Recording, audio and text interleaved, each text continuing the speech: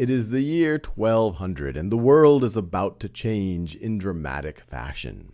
Let's just give ourselves a little bit of context of what the world looks like. The kings of Western Europe are caught up in the Crusades. In the year 1200, the Third Crusade has just ended and is mildly successful, but Jerusalem is still in control of the Muslims. The Byzantine Empire, what's left of the true Roman Empire, is on the decline, losing more and more territory to the Turks. In the Middle East and Persia, you have the golden age of Islam. The Abbasid Caliphate is still around, although it has now been fragmented into many different Muslim empires. Modern-day North India, Pakistan, and Afghanistan is under control of the Ghurid Sultanate, with the rest of India being divided amongst various Hindu kingdoms. In the East, in other videos, we study the Song dynasty, which is one of the really high points of Chinese civilization, although they're suspicious of their northern neighbors.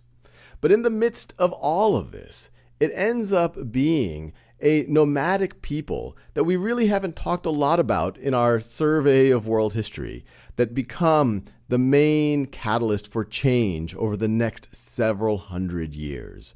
And that is the Mongols. So let's move forward to the year 1206.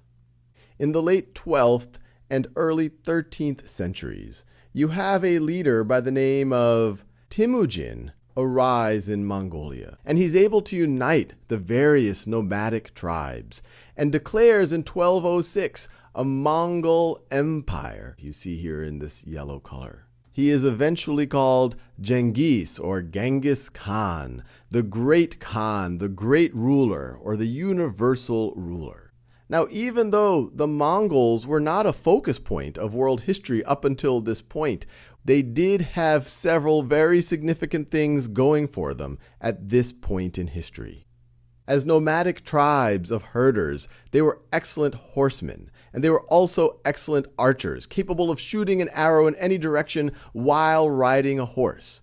So as a military, they were incredibly nimble, they were incredibly fast, they were incredibly brutal, but they were also incredibly adaptable. As they conquered more and more people, they learned from them. And by the time of Genghis Khan's death in 1227, they had conquered much of northern Asia. And the Mongols will continue on.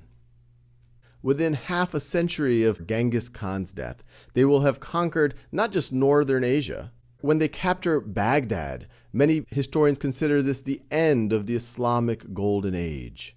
As much pressure as the Western Europeans were putting on the Turks during their crusades, it was actually the Mongol threat that was much more significant. Before fragmenting, it is the largest contiguous empire in world history.